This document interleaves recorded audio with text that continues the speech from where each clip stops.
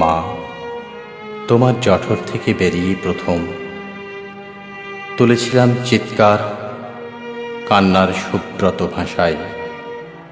কেউ হয়তো আজান দিয়েছিল আমার কানে, ভুলে গেছি। হয়তো কেউ মুখে দিয়েছিল চাকের মধু, জীবন পুলকিত হোক এই বাসনায়। কেউ ভালোবেসে মন্দিরে জ্বেলেছিল ধূপ, দিয়েছিল পূজার অঞ্জলি। বাতাসের রেণুতে ছিল শুভ্রতার গুনগুন আওয়াজ।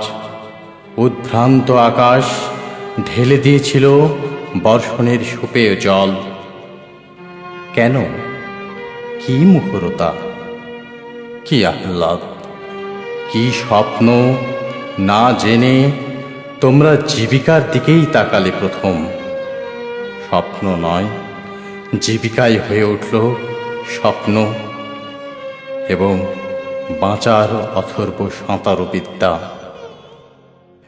মৃত্যু ভয়ে তোমরা কাঁদনি তো কোনোদিন, এবং জন্ম সাধেও তোমরা হেসে ওঠনি মেঘের উচ্ছ্বাসে। কেন মা? জন্ম কি তবে বিদায়ের দিকে চোখ রেখে এক দীর্ঘতর প্রতীক্ষা? স্বপ্নের হ্রস্বতায় বেঁচে থাকার বিষে এক প্রবল অন্তর্দহন?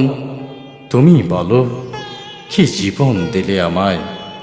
সাঁতার শিখিনি বলে একটি খড়ও দেয়নি আশ্রয়। মাথায় হাত রেখে কেউ বলেনি আগামীকাল স্বপ্ন পূর্ণিমার চাঁদ উঠবে। ঝাঁকের কইয়ের মতো লাফালাফি করে ওঠেনি জীবন হঠাৎ ইতস্তত কখনোই।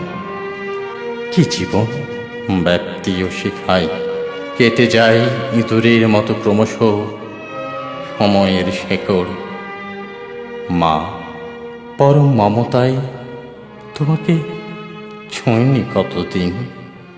কোলে ওঠার জন্য কাপড়ের আঁচল ধরে কেঁদেছি কত। মনে পড়ে হুবহু শৈশবের সেই বিপন্ন হাহাকারগুলি। তবু আশীর্বাদের সামান্য কণাটুকু বেনু জলে গেল ভেসে। অন্ধকার নেমে আসে মা, নিঃশেষে মানুষ যে কতটা একা হতে পারে। বিষের মুখে চুমু খেয়ে রোজ নীল দংশনে কাঁপে জন্মাবধি।